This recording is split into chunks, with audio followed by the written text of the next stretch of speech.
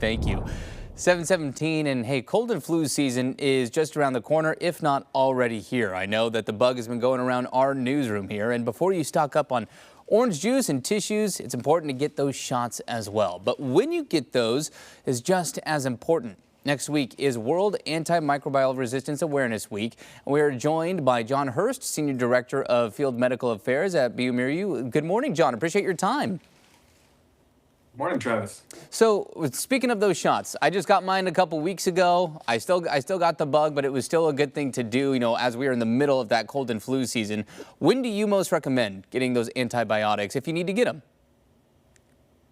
Yeah, antibiotics are used to treat bacteria, so we want to reserve those for when we have bacterial infections. And they don't treat viruses. So colds and flus are mostly caused by virus, so we want to make sure that we don't use antibiotics in those certain areas.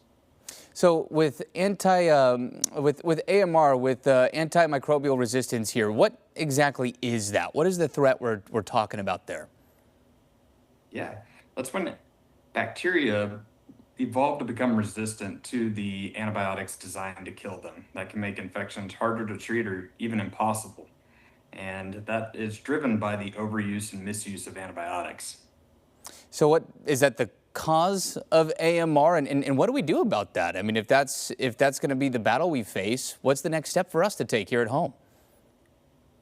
Yeah, the first step is really finding out what is causing the infection, and that's done with diagnostics. So getting a test to make sure that you and your prescriber know exactly what's wrong, and only prescribing what's needed. And so for a bacterial infection, that's antibiotics. But for a viral infection, that could be something like Tamiflu, or it could be that you need chicken noodle soup and laying on the couch. That is where I was at a couple of weekends ago, where, just down for the count and just try to rest and relax and hydrate. What are some of the best ways that people can take care of themselves during this cold and flu season? Yeah, first and foremost is hygiene. Make sure you wash your hands. Try not to touch your face when you're in public.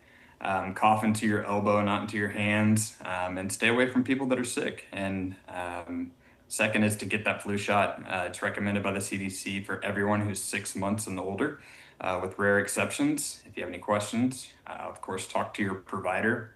And lastly is when you walk into an urgent care or your physician's office, go in looking for an answer. Don't go in looking for an antibiotic.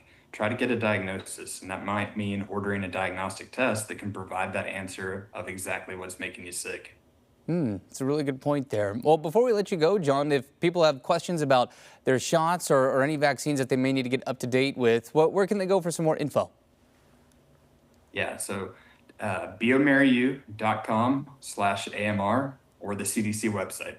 Awesome. Yeah, it's definitely top of mind right now. I know I've been trying to wash my hands just a little extra long and maybe a few extra times a day out there right now. John, appreciate your time. Thanks for joining us here. Thanks so much, Travis. Yeah, take care. It is 7:21 here on this Monday morning. And again, you can always find that on coin.com. We're going to have that information posted there on our website as well.